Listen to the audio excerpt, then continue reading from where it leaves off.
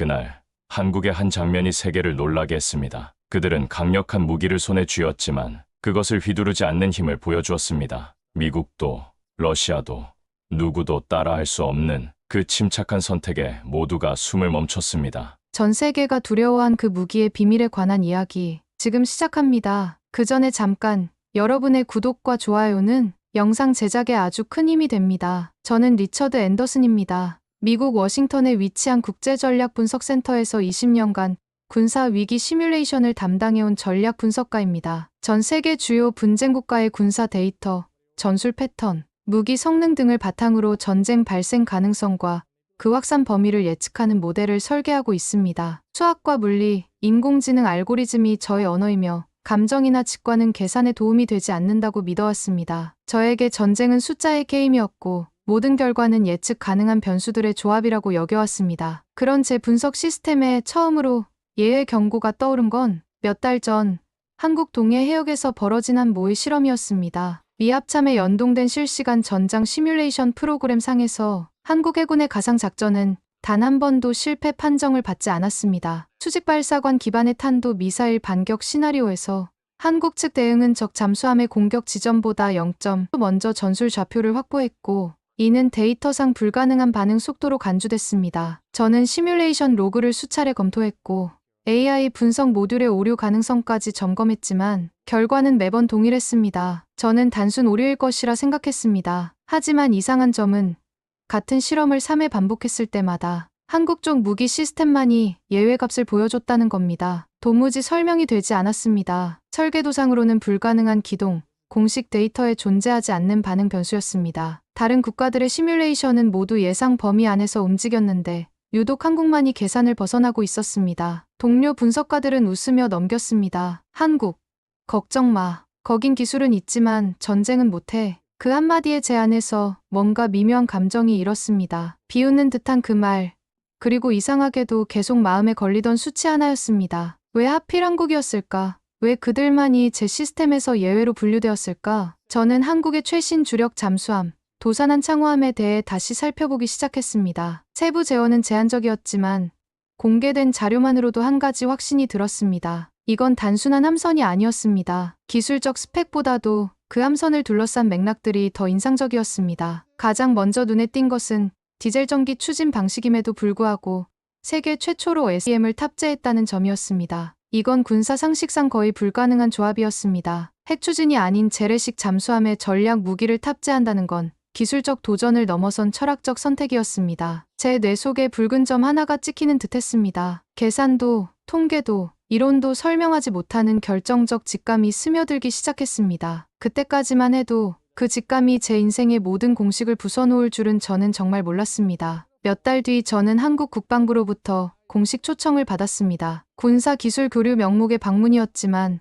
정확히 말하면 한국 측은 자신들의 무기 체계에 대해 제게 무엇도 증명할 필요가 없다는 입장이었습니다. 그저 한번 직접 보시죠. 라는 짧은 초대장이 전부였습니다. 이상했습니다. 대부분의 국가들은 자국의 군사력을 과시하거나 숨기려 했는데 한국은 그냥 보라고 했습니다. 마치 확신에 찬 듯한 태도였습니다. 서울에서 KTX를 타고 남쪽으로 몇 시간, 경상남도 진해 해군기지에 도착했습니다. 비가 막 그친 회색 바다 위로 안개 속에 잠긴 회색 함선들이 조용히 부유하고 있었습니다. 그 광경은 전혀 화려하지 않았지만 묵직한 존재감으로 제 발걸음을 멈춰 세웠습니다. 저를 안내한 사람은 홍중령이었습니다. 도산한 창호함의 실전 작전 시연을 담당한 장교였죠. 첫인상은 단정했습니다. 과도한 경례도 없었고 불필요한 설명도 없었습니다. 그는 조용히 말했습니다. 이쪽입니다. 말보다는 그냥 직접 보시는 게 빠르실 겁니다. 그 말엔 자부심도 과시도 없었습니다. 그저 확신,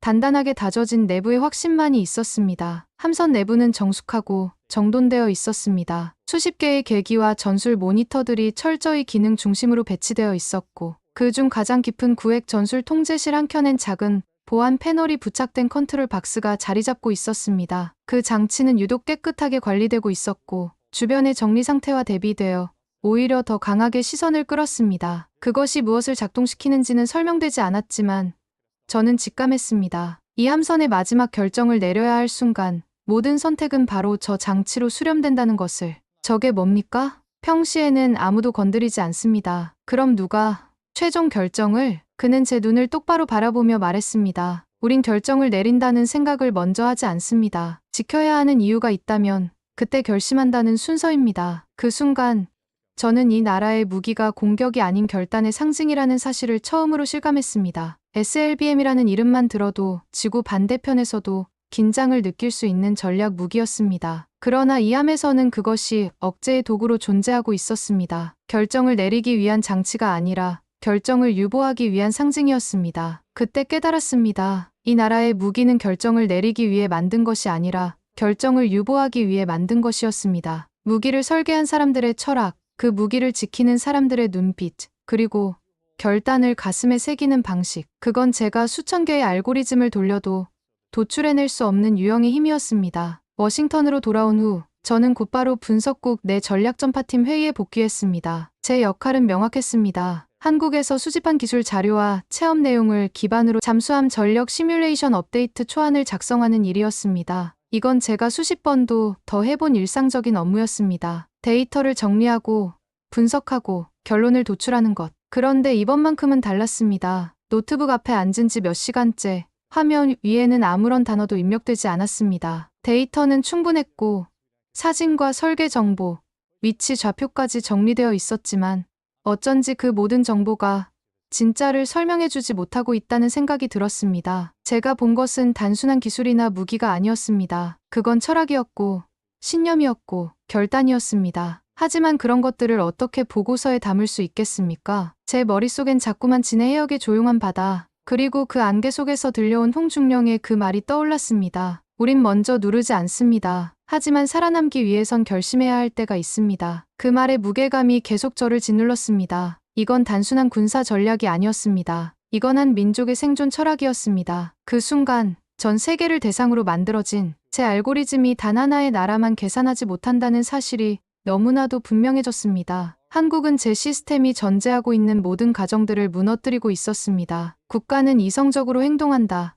무기는 공격을 위해 존재한다. 전쟁은 승리를 목적으로 한다. 하지만 한국은 달랐습니다. 그들은 감정과 신념으로 움직였고 무기를 억제를 위해 사용했으며 전쟁보다는 평화를 선택했습니다. 보고서를 제출하기 전 저는 부국장 워너에게 초안을 검토받았습니다. 그는 조용히 스크린을 넘기며 말했습니다. 이건 기술적 분석이 아닙니다. 당신, 감정에 휘둘린 겁니까? 저는 대답하지 않았습니다. 그가 이어 말했습니다. 결단, 철학, 그런 건 전략이 아닙니다. 우린 확률을 예측하는 부서입니다. 리처드, 저는 조용히 고개를 들었습니다. 그래서 그 나라만은 예측할 수 없는 겁니다. 그 말에 회의실 안공기가 무거워졌습니다. 누군가 웃음 섞인 목소리로 말했습니다. 한국이 위협이라는 뜻입니까? 저는 그 질문에 고개를 저었습니다. 아닙니다. 한국은 위협이 아니라 선언입니다. 필요할 때만 작동하는 스스로를 통제할 수 있는 유일한 선언입니다. 그 말에 아무도 더 이상 질문하지 않았습니다. 회의실은 어색한 정적에 빠졌습니다. 제가 말한 것이 그들에게는 이해되지 않는 언어였던 것 같습니다. 그들은 여전히 숫자와 데이터의 세계에 살고 있었고 저는 이미 그 세계를 벗어나 있었습니다. 그날 밤 저는 보고서를 전송하지 않았습니다. 대신 시스템에 이렇게 기록해두었습니다. 한국은 시뮬레이션을 거부하는 나라다. 우리는 그들의 무기를 분석할 수 있지만 그들의 결심은 예측할 수 없다. 그러므로 이 변수는 전략에 포함시키지 않는다. 며칠 뒤 저는 미 국방전략분석국 내 조정위원회에서 한국 관련 보고를 구두로 발표하게 됐습니다. 발표 제목은 공식적으로는 비확산국 전략 억제력 평가 사례 대한민국이었지만 실제로는 제가 한국에서 보고 들은 것들, 그들의 무기보다도 더 무서운 결정의 구조를 설명하기 위한 자리였습니다. 하지만 저는 이미 예감하고 있었습니다. 그들이 제 말을 이해하지 못할 것이라는 것을 말입니다. 회의는 시작부터 무겁고도 날카로웠습니다. 제가 입을 열기도 전에 고참 분석관 브레넌이 먼저 말했습니다. 이건 상징을 전략으로 착각한 사례 아닙니까? 그의 목소리에는 이미 결론이 내려져 있었습니다. 한국은 감정적이고 비논리적인 나라라는 편견이 깔려 있었습니다. 저는 미소도 없이 고개를 들었습니다. 그 상징 하나가 제 시뮬레이션을 무너뜨렸습니다. 모두가 조용해졌습니다. 저는 이어서 말했습니다. 그들의 SLBM은 기술적으로 위협적이지 않을 수 있습니다. 하지만 그걸 먼저 쓰지 않겠다는 철학과 함께 갖고 있다는 것, 그게 진짜 억제력입니다. 국방부 파견 장교는 비웃듯 말했습니다. 철학으로 전쟁을 막을 수 있다면 우리도 설계도 대신 명언집을 만들었겠죠. 그 순간 제 안에서 오래 억눌러왔던 감정이 튀어나올 뻔했습니다. 하지만 저는 차분하게 다시 말했습니다. 그들은 설계도 없이도 억지력을 가졌습니다. 그리고 제가 본 건 기술이 아닌 책임감으로 무장한 무기였습니다. 그게 바로 우리가 이해하지 못하는 한국식 전략입니다. 회의실의 분위기는 점점 차가워졌습니다. 제가 말하는 모든 것이 그들에게는 비과학적이고 감정적인 것으로 들렸을 것입니다. 그들은 여전히 킬로톤과 사거리, 반응 시간으로만 세상을 바라보고 있었습니다. 하지만 저는 이미 그런 세계를 넘어서 있었습니다. 저는 한국에서 숫자로는 측정할 수 없는 힘을 목격했습니다. 하지만 회의가 끝난 뒤 저는 워너 부국장에게 불려갔습니다. 리처드, 우린 상징을 경계합니다. 이 조직은 수치와 논리를 믿습니다. 이번 건에서 당신이 받은 인상은 지나치게 인간적이에요. 그의 말은 냉정했지만 저는 오히려 확신이 들었습니다. 인간적이라는 것, 그것이 바로 한국의 힘이었습니다. 저는 조용히 대답했습니다. 맞습니다. 그들이 인간이기 때문에 저는 무서운 겁니다. 만약 그 무기를 가진 이들이 기계처럼 차가웠다면 오히려 덜 위협적이었을 겁니다. 기계는 예측 가능하지만 인간의 결심은 예측할 수 없습니다. 특히 자신의 신념을 위해서라면 모든 것을 걸 수 있는 사람들의 결심은 더욱 그렇습니다. 그는 한참 말이 없더니 한마디를 던졌습니다. 당신, 한국에 감정이 생긴 건가? 저는 생각하지 않고 대답했습니다. 그건 감정이 아니라 존경입니다. 그 말을 하는 순간 저는 깨달았습니다. 제가 한국에서 느낀 것은 두려움도 경계심도 아니었습니다. 그것은 경외감이었고 존경이었습니다. 그 후로도 저는 몇 차례 내부 회의에 참여했습니다. 하지만 이상할 만큼 한국이 포함된 보고서에서 제 이름은 점점 사라지고 있었습니다. 처음에는 우연이라고 생각했습니다. 하지만 시간이 지날수록 의도적인 배제라는 것이 분명해졌습니다. 제가 한국에 대해 가진 관점이 조직의 방침과 맞지 않는다는 것을 그들도 알고 있었던 것 같습니다. 사무실에서도 동료들의 대화는 미묘하게 바뀌었습니다. 리처드는 요즘 좀 이상하지 않아? 분석가가 나라의 감정을 가지면 그건 전략이 아니라 신념이야. 저는 아무 말도 하지 않았습니다. 그들의 말이 틀렸다고 반박할 생각도 없었습니다. 오히려 그들이 맞다고 생각했습니다. 저는 이미 분석가가 아니라 목격자가 되어 있었습니다. 저는 이제 더 이상 설득하려 하지 않았습니다. 대신 조용히 제가 구축한 시뮬레이션 알고리즘의 예외값 항목에 하나의 이름만을 남겼습니다. 국가명 대한민국, 변수명, 결정적 전환 변수, 상태 예측 불가, 발동 조건 내부 철학에 기반한 자율적 결단, 대응 방법 없음. 그건 제가 처음으로 어느 나라에도 붙여본 적 없는 평가였습니다. 대부분의 국가는 경제력, 군사력, 정치 구조, 사이버 능력 등을 기반으로 충분히 수치화된 위협 평가가 가능했습니다. 러시아는 핵무기로, 중국은 경제력으로, 북한은 예측 불가능성으로 분류되었습니다. 하지만 그 모든 것들도 결국은 패턴이 있었습니다. 그러나 한국은 달랐습니다. 그들은 선택이 빠르고 감정이 깊으며 무엇보다 책임감이라는 변수로 움직였습니다. 도산한 창후함의 에세이 아니라 그걸 누르지 않는 철학이 진짜 무기였습니다. 그 철학을 무기로 여기는 사회, 그 사회를 묵묵히 지켜보는 군인들의 존재 자체가 예측 불가능한 요소였습니다. 그날 이후로 제 컴퓨터 속 보고서 마지막 장에는 한 줄이 항상 고정되어 있었습니다. 주의 나라는 데이터로 분석되지 않는다. 그들의 결단은 숫자가 아닌 의지로 작동한다. 그것은 경고이자 동시에 존경의 표현이었습니다. 시간이 흘렀습니다. 전략 보고서에서도 시뮬레이션 회의에서도 한국이라는 이름은 점점 언급되지 않게 되었습니다. 마치 존재하지 않는 나라처럼 취급되기 시작했습니다. 대신 동유럽 국경 분쟁, 인도태평양 함대 배치, 사이버 전력 강화 같은 보다 측정 가능하고 명확한 주제들만 남았습니다. 조직의 관심사는 항상 가시적이고 즉각적인 위협에 집중되었습니다. 누군가가 말했습니다. 한국은 핵도 없고 전면전에 나설 가능성도 낮습니다. 전략적으로 별 의미 없습니다. 저는 그 말을 들으며 조용히 미소 지었습니다. 그들이 아무 의미 없다고 판단한 그 순간 저는 더욱 확신할 수 있었습니다. 가장 무서운 나라는 계산식에 나오지 않는 나라라는 것을, 가장 강한 무기는 사용하지 않는 무기라는 것을 말입니다. 밤마다 혼자 남은 사무실에서 저는 아무에게도 보이지 않는 보고서를 하나씩 썼습니다. 공식 문서도 아니고 제출용도 아닌 그저 기억을 위한 기록이었습니다. 언젠가 누군가는 이것을 읽을 필요가 있을 것이라는 막연한 확신이 있었습니다. 역사는 반복되고 오만은 언제나 같은 실수를 만들어내니까요. 그들의 침묵 속에는 수많은 이야기가 담겨 있었습니다. 전쟁의 아픔,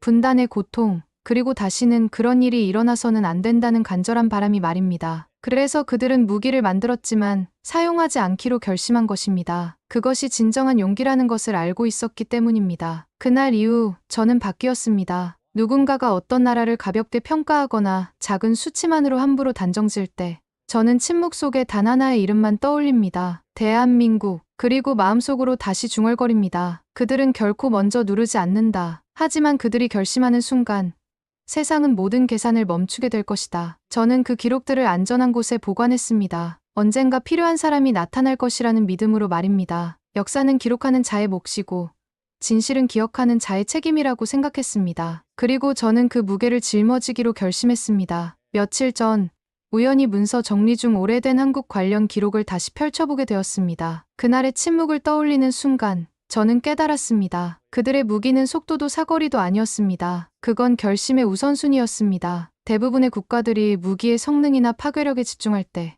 한국은 언제 사용할 것인가가 아니라 언제 사용하지 않을 것인가를 먼저 고민했습니다. 이것이 그들만의 독특한 전략 철학이었습니다. 우린 군사 전략을 숫자로 계산합니다. 발사 시간, 비행거리, 반응 속도, 명중률, 파괴력, 모든 것이 수치화되고 비교되고 평가됩니다. 하지만 한국은 그 무엇보다 손을 대지 않기 위한 철학을 먼저 세웁니다. 이는 서구의 군사 전략가들에게는 이해하기 어려운 접근 방식이었습니다. 무기는 사용하기 위해 만드는 것인데 왜 사용하지 않기 위한 철학을 먼저 세운단 말인가? 그건 분석으로 설명되지 않았습니다. 결단이 기술보다 앞설 수 있다는 발상, 누를 수 있는 스위치를 앞에 두고도 참을 수 있는 나라의 침착함은 제 모든 이론을 무력화시켰습니다. 홍중령이 제게 남긴 마지막 말이 다시 떠올랐습니다. 기계보다 빠른 건 사람입니다. 그리고 사람보다 빠른 건 스스로 책임질 수 있는 결심입니다. 그 말은 단순한 미사여구가 아니었습니다. 그들이 실제로 그렇게 움직이고 있었습니다. 실제의 설계, 실제의 지휘 체계, 실제의 훈련 방식 그 모두는 결심을 중심으로 짜여 있었습니다. 기술적 우위보다는 도덕적 우위를, 화력의 강함보다는 의지의 강함을 추구하고 있었습니다. 저는 이 사실을 누구보다 잘 알고 있었습니다. 왜냐하면 그 철학 하나로 제가 만든 20년치의 시뮬레이션이 단 한 번에 무너졌기 때문입니다. 제 시스템은 국가들이 합리적이고 예측 가능하게 행동한다는 전제하에 구축되었습니다. 하지만 한국은 합리성보다는 신념을, 예측 가능성보다는 원칙을 택했습니다. 세계는 기술로 군비를 키워가지만 한국은 누르지 않는 것을 기술보다 먼저 배운 나라였습니다. 그건 복제되지 않는 전략이었습니다. 다른 나라들이 아무리 한국의 기술을 모방하려 해도 그들의 철학은 모방할 수 없었습니다. 왜냐하면 그것은 수천 년의 역사와 문화, 그리고 아픔 속에서 터득한 지혜였기 때문입니다. 그리고 무엇보다도 경외해야 할 선택 방식이었습니다. 이후 저는 내 보고서에 이렇게 썼습니다. 이 나라는 군사 분석의 외곽에 두어야 한다. 왜냐하면 이들의 무기는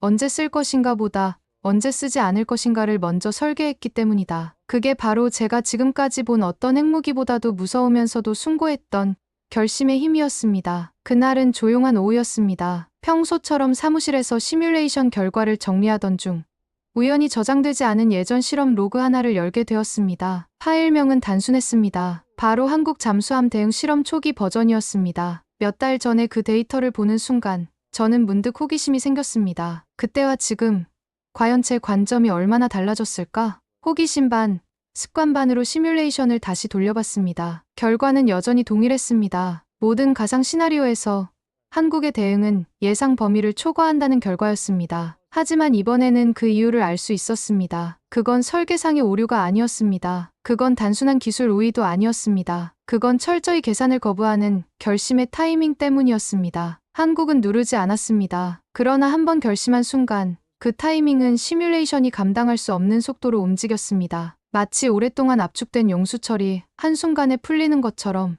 그들의 결단은 예측 불가능한 폭발력을 가지고 있었습니다. 제 시스템은 그런 변수를 처리할 수 없었습니다. 그걸 본 순간 제 안에 있던 단 하나의 확신이 무너졌습니다. 모든 전략은 예측 가능해야 한다. 이건 제 오랜 신념이었습니다. 그 신념은 지금껏 수많은 리스크를 피해가는 나침반이 되어주었고 동료들이 절 냉철한 분석가로 부르게 만든 기반이었습니다. 제 자존심이자 정체성이었습니다. 하지만 지금 한국이라는 변수 앞에서 그 신념이 무력하게 붕괴되고 있었습니다. 20년간 쌓아온 모든 이론과 경험이 한순간에 의미를 잃어버렸습니다. 저는 자리를 박차고 일어나 창가로 걸어갔습니다. 바깥은 고요했고 사무실은 정적에 잠겨 있었습니다. 하지만 제 마음은 폭풍우가 치고 있었습니다. 이윽고 천천히 깨달았습니다. 그들이 가진 건 무기가 아니라 내가 평생 외면해왔던 인간적인 직감이었다는 것을. 결심의 힘, 스스로에게 책임지는 방식, 그리고 그 침묵 속에 숨어있는 멈춤의 전략. 그건 나와 같은 사람이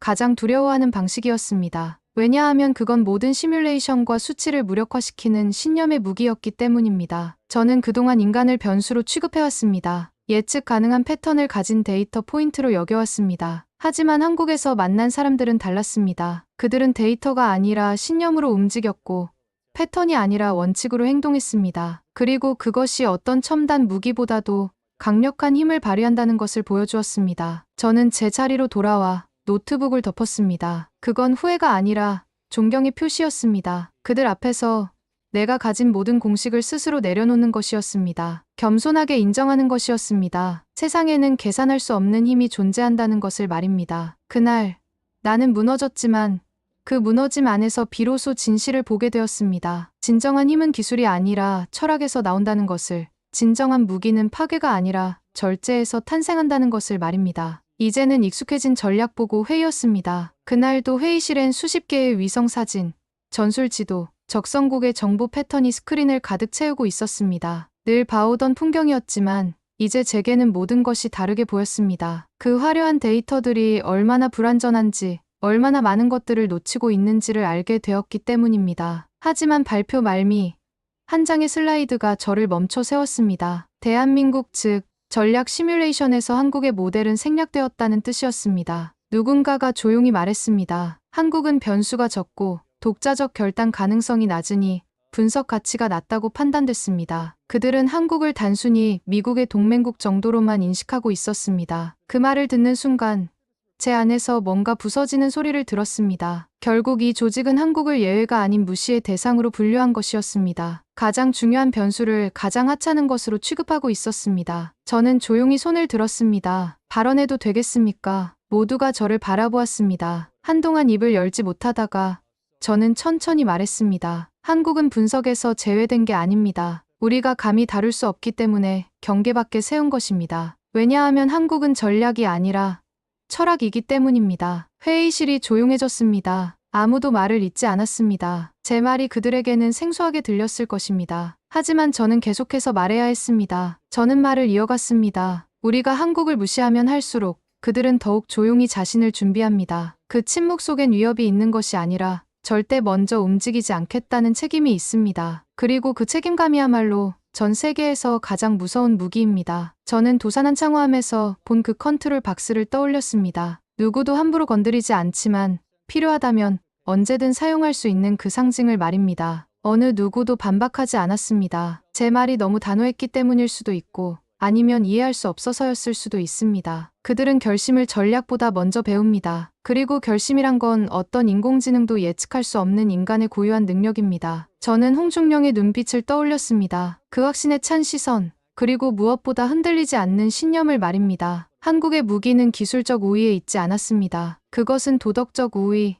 철학적 우위에 있었습니다. 그들은 무기를 만들었지만 사용하지 않기로 결심한 나라였습니다. 그리고 그 결심 자체가 어떤 핵무기보다도 강력한 억제력을 발휘하고 있었습니다. 이것을 이해하지 못하는 한 우리는 영원히 한국을 제대로 평가할 수 없을 것입니다. 그날 회의가 끝난 후 저는 제 책상으로 돌아와 단 하나의 문장을 기록했습니다. 대한민국은 시뮬레이션 불가, 전술적 예외가 아닌 철학적 독립 대상. 그 순간 저는 오히려 안도했습니다. 어느 누구도 그 나라를 제대로 분석하지 못하는 지금 이 순간이 그들이 가진 유일하고도 숭고한 무기의 실체임을 저는 너무도 분명히 알고 있었기 때문입니다. 요즘 저는 회의에서 점점 말을 아끼게 되었습니다. 누군가가 한국 이야기를 꺼내면 다들 가볍게 웃거나 그쪽은 위협 순위에서 내려왔지라며 흘려듣습니다. 마치 이미 결론이 내려진 것처럼 한국은 고려할 가치도 없는 나라로 취급받고 있습니다. 하지만 저는 그럴 때마다 조용히 그들을 바라봅니다. 그리고 속으로만 중얼거립니다. 당신들이 그렇게 말할 수 있는 건 그들이 아직 결심하지 않았기 때문입니다. 가끔 제게 묻는 사람들이 있습니다. 리처드, 당신은 한국을 위협이라고 보나요? 저는 고개를 젓습니다. 아닙니다. 한국은 위협이 아니라 선언입니다. 우리는 먼저 움직이지 않겠다는 절제의 선언이자, 하지만 우리가 결심할 땐 후회하게 만들겠다는 책임의 선언입니다. 그들의 무기는 파괴가 아니라 자제에서 나오는 힘이었습니다. 그들은 스위치를 만들었습니다. 하지만 그걸 누르지 않는 나라가 되기로 결심했습니다. 그건 그 어떤 핵보다, 그 어떤 인공지능 전투기보다 훨씬 더 무겁고 정확한 선택입니다. 왜냐하면 누르지 않는 선택이야말로 진정한 용기이기 때문입니다. 누구나 버튼을 누를 수는 있지만 누르지 않기로 결심하는 것은 오직 현명한 자만이 할 수 있는 일입니다. 그들의 무기는 창고에 숨겨져 있지 않습니다. 뉴스에 나오지도 않고 위성 사진에도 잡히지 않습니다. 이 모든 것이 한국이라는 나라가 가진 진짜 억제력이며 우리가 결코 계산하지 못하는 존재의 방식입니다. 그들은 숫자로 평가될 수 없고 공식으로 예측될 수도 없습니다. 왜냐하면 그들의 힘은 기술에서 나오는 것이 아니라 철학에서 나오기 때문입니다. 그리고 철학은 복사할 수도 없고 모방할 수도 없는 그들만의 고유한 자산입니다. 그래서 저는 이렇게 결론을 내립니다. 한국은 변수가 아닙니다. 그들은 결심 그 자체입니다. 언젠가 역사가 이 시대를 평가할 때 가장 현명했던 나라로 기억될 것은 가장 강한 무기를 가졌지만 사용하지 않기로 결심한 나라일 것입니다. 저는 이제 확신합니다. 진정한 승리는 전쟁에서 이기는 것이 아니라 전쟁을 하지 않는 것이라는 것을. 그리고 그런 승리를 이룰 수 있는 나라가 바로 대한민국이라는 것을 말입니다. 그들은 세상에서 가장 무서운 무기를 가지고 있습니다. 바로 사용하지 않을 수 있는 자제력이라는 무기를 말입니다. 오늘 사연에 대한 여러분의 생각을 댓글로 남겨주세요. 감동뭉클에서는 여러분의 소중한 마음을 모아 사연 주인공들에게 전해드리고 있습니다. 여러분 주변에 감동적이거나 재미있는 실제 사연들을 제보받고 있으니 언제든 저희 공식 메일로 제보해주세요. 오늘 들려드린 사연에 공감하셨다면 구독과 좋아요 눌러주시고 주변 분들과도 공유해주세요. 여러분의 작은 관심과 응원이 더욱 좋은 콘텐츠를 만드는 데 큰 힘이 됩니다. 오늘도 여러분의 하루의 작은 즐거움이라도 되었기를 바라며 지금까지 감동뭉클이었습니다. 끝까지 시청해주셔서 감사합니다. 다음에 더 감동적인 사연으로 찾아뵙겠습니다.